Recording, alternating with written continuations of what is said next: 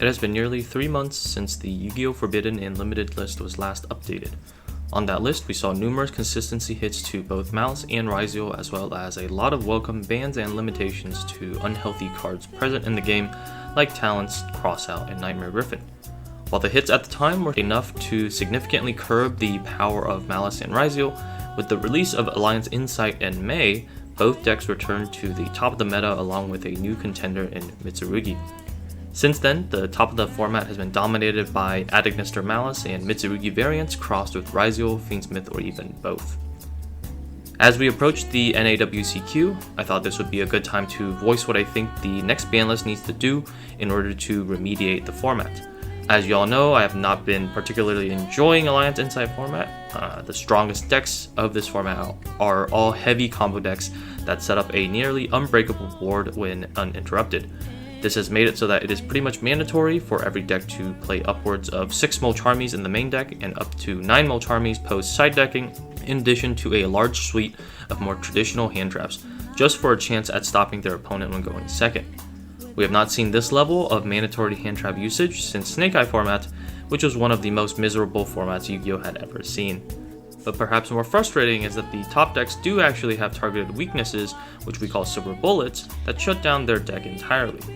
Mitsurugi gets absolutely bodied by Drone Lockbird, and Malice gets hosed by Artifact Lancia. And while it might sound great at first that there are counters to the top decks, when the counters are turn-ending like these, they end up just creating unfun non-games for both players, making both games into hand comparisons of did you draw the silver bullet and did you draw an answer to the silver bullet. You know the state of the game is bad when Mitsurugi players are main decking Sail's Band to call Drone Lockbird. But even past Mitsurugi, Ryziel, and Malice, the decks that are trailing behind them aren't much better either. Memento and Mermail are two decks that have also shown decent performance at Nationals level events, and both decks are also heavy combo decks which aim to build an unbreakable board going first. And while the format is technically diverse in representation, it is not diverse in actuality since all of the top decks have similar playstyles and do not offer any variety when it comes to gameplay. So how can we quote-unquote fix this format? Before we dive into the specifics, let's quickly go over Konami's Banlist Cadence. For the last 2 banlists, Konami have done something unprecedented in Yu-Gi-Oh's history. They have revealed the banlist at the end of Yu-Gi-Oh! Championship Series on livestream while dropping hints and teasers throughout the weekend. This has made for much more hype and enjoyable banlist reveals, and the community reception to this new style of banlist announcement has been extremely positive. If we expect this pattern to continue going forward, we can roughly guess when the next banlist will be based on upcoming YCS level events. Looking ahead, we have the NAWCQ taking place in mid-July, YCS Vancouver taking place in mid-August, YCS Lima taking place in late September, and YCS Anaheim taking place in early October. In my opinion, YCS Anaheim is unlikely, as that would place the next banlist 6 months away from our previous banlist, which is far too long as banlists are usually every 3 to 4 months. YCS Vancouver and YCS Lima are also unlikely, as Konami usually doesn't stream YCS events outside of the US and EU, and the whole point of the new style of banlist reveals is to generate hype and marketing on a live stream. That leaves us with just the NAWCQ, the biggest event of the year for the vast majority of Yu-Gi-Oh! Players, and what is usually considered the end of a season, but also the start of a new one. My prediction is that the next TCG banlist will be unveiled at the end of the NAWCQ. The timing lines up with the usual banlist every 3 to 4 months. It's the biggest event of the year with the highest hype and marketing potential, and it marks the start of a new competitive season, making it a great time to reset the format and start anew, especially with an upcoming deck build set projecting to introduce 3 new top-tier meta archetypes into the game. If you want to see videos on these upcoming meta decks, make sure to like and subscribe and join our Discord for updates. Let's talk about Malice first. As followers of this channel will know, I am an avid Malice player myself, and I do think the deck as it is currently is very overtuned. Nearly every single 1-card combo in this deck results in an endboard with 5 or more interruptions and offers 3 or more points of follow-up on subsequent turns. The deck is incredibly resilient to traditional 1-for-1 hand traps, and it even has the ability to play upwards of 21 hand traps in the main deck, courtesy of its robust 20-card main engine. So how do we bring the power level of Malice down to an acceptable level without killing the deck? The most common suggestion I hear is to ban White Binder. This would be a big blow to the deck as it loses its most consistent way of banishing its own graveyard, as well as accessing its own traps. and while that would make the deck weaker for sure, I'm skeptical that it would bring Malice down to a healthy power level. This might be surprising to hear, but Malice turn 1 boards don't technically need White Binder. Many decks now run only one Malice trap in the main deck, so White Rabbit is all you need in terms of trap access. You can still make nearly the same board without White Binder as you do with White Binder with no other changes to the deck, and if you decide to add an additional extender like Transcode Talker, you can effectively end on exactly the same board as before. Banning White Binder will hurt the deck's recursion and recovery on later turns in the game, but ultimately the first turn is the one that matters the most for the deck.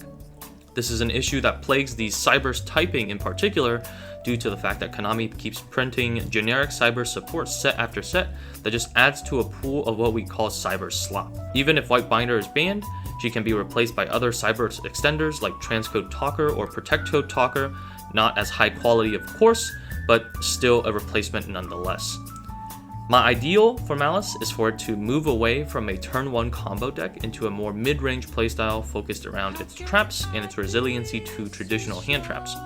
For that to happen, changes need to be made on a more fundamental level in my opinion. For one, I think both Cyberse Wicked and Splash Mage should be banned. Wicked is the bridge from Malice into Adagnister that frankly gives the deck too high of a ceiling.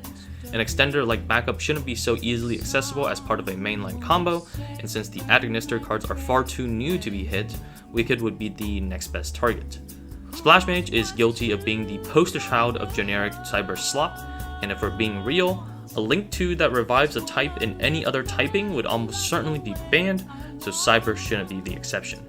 Wicked and Splash Mage bans would severely lower the ceiling of Malice, while also making the deck more vulnerable to hand traps as it loses easily accessible extenders. The 1-card combos will become much worse, forcing players to play more extenders to make up for the loss in resiliency and extension.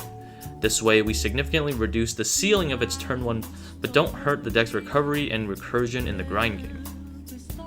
That being said, these changes are very nuanced, and I think from Konami's perspective, they are much more likely to either ban White Binder or ban one of the main deck Malice names. My personal wish is for Konami to start addressing the Cyber slop issue, both by banning generic Cyberse extenders and by releasing future Cyberse archetypes with more restrictions, but unfortunately it doesn't seem like they are too bothered by this aspect of the Cyberse typing. Next, let's talk about Ryzeal. I think a lot of people share the sentiment that Ryzeal played in its pure form is perfectly fine in terms of power level. Detonator is strong, but it is far from unoutable, and there are plenty of answers like Metaltronus, Ultimate Slayer, and even Forbidden Droplet. What becomes unreasonable is when Ryzeal is paired with another engine like Fiendmith or Mitsurugi, which elevates the power level of the deck to something nigh unbeatable. In my opinion, I think there is no reason to hit the Ryzeal cards in particular. I think X Ryzeal, while strong, does have reasonable restrictions on it, and I would personally like to see King of the Feral Imps banned instead to decouple Ryzeal from Mitsurugi. In an ideal world, I would also like to see Moon of the Closed Heaven and Evil Storm Exciton Knight banned, but I think that would be unlikely based on Konami's banlist trends. If I were to guess what Konami would do, I think there are two main ways they will go about curbing Ryzeal's power without killing it. The first idea is to ban X Ryzeal. X is the best extender and board breaker in the deck by a country mile, and losing it would mean Ryzeal as a deck and as an engine would get much weaker. The second idea is to ban Ryzeal Cross. The monster negate attached to Cross insulates the deck from so many hand traps, and removing it means the engine is now much weaker to interruption and can't play as ignorantly. For Mitsurugi, again, I actually don't have a problem with this deck when it is played as pure. I think it is strong, but I think it also is within an acceptable power level, and it has appropriate weaknesses to cards like Droll and Lockbird, as well as Bestials. If we can decouple Ryzeal from Mitsurugi by banning Feral Imps and or banning Cross, and decouple Fiendmith by banning Closed Heaven, I think the deck actually doesn't require any hits. As I mentioned, however, I doubt Konami will go with the path of banning the bridges, as they seem to like these engines all being intermingled together. If I had to guess, the easiest targets would be either Habakiri to 1 or Prayers to 1, as both are incredible starters and extenders for the deck that would hurt a lot to lose. For Fiendmith, once again, I have no problems with Fiendmith when it is played as pure Fiendmith control. In fact, I also have no problems with Fiendmith when it is used in actual light Fiend decks, such as Live Twin or Magical Musketeer. I think the engine is not that insane by itself, and that it is only when paired with other engines that its power level gets excessive. Me personally, a Closed Heaven and Exciton Knight band would be more than enough. However, from Konami's side, I see them much more likely to either limit Engraver or ban something like High Wave King Caesar. Another reason I think a Closed Heaven ban would be the most prudent is because it also keeps in check other decks abusing the engine, like Memento. I think if Closed Heaven is banned, Memento needs no additional hits. If she is not, I am unfortunately not well versed enough in Memento to know what would bring it down to an acceptable power level. I think Creation King definitely deserves a limit, and perhaps one of these starters like Anguish or Tatsuno Toshigo could be limited as well. Finally, let's rapid fire off some cards that I think should be addressed as well for the health of the game. Harpy's Featherstorm should be banned. It is incredibly toxic every time it is ever playable and never contributes to anything positive in the game. Water Barrier Statue should also be banned for the same reason, and frankly this applies to all barrier statues, but the water one is currently being abused the most by Mermail Atlantean.